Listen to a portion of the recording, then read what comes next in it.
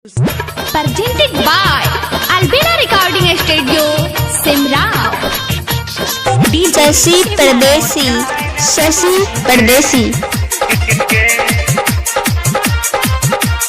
जी कहाँ घर है? घर बेला जिला मधुबनी। छौरिया पुना मुँह चमकाबे नहीं के गाय न देबऊगे। छौरिया पुना मुँह चमकाबे नहीं के गाय न देबऊगे। हमारा छोरी के है करम में दोसर सैता भतरा के मुरी मोचाय न देबऊगे। करम में दोसर सैता भतरा के मुरी मोचाय न देबऊगे। भले हम नहीं जीबै तोरो गोली मार देबऊगे। करम में दोसर सैता भतरा के मुरी मोचाय न देबऊगे। करम में दोसर सैता ओकरो मुरी मोचाय न देबऊगे। क्या नाम है आपका? क्या नाम है आपका? क्या नाम है आपका? शशि परदेसी।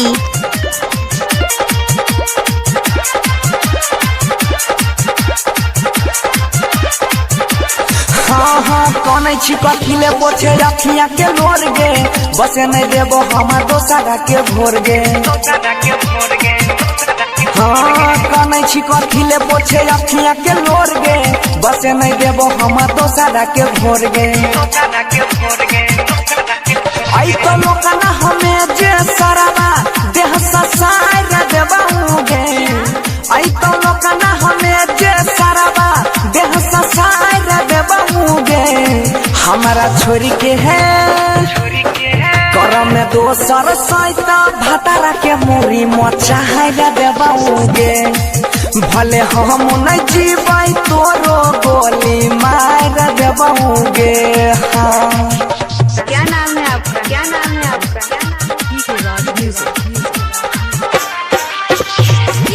शशि परदेसी। Presented by Albina Recording Studio, Simrao. हाँ मिल गेलो मौका बाद में न पचतई है। हमरा से हो तो शादी बाप से बताई है। हे गई मिल गेलो मौका बाद में न पचतई है। हमरा से हो तो शादी बाप से बताई है। नीचा ऊपर सोना चांदी से छाय देबऊगे। नीचा ऊपर सोना चांदी से छाय देबऊगे। हमारा छोरी के है करम में दोसर सैता भतरा के मुरी मोचाय देबऊगे। अब भले हम नहीं जीबै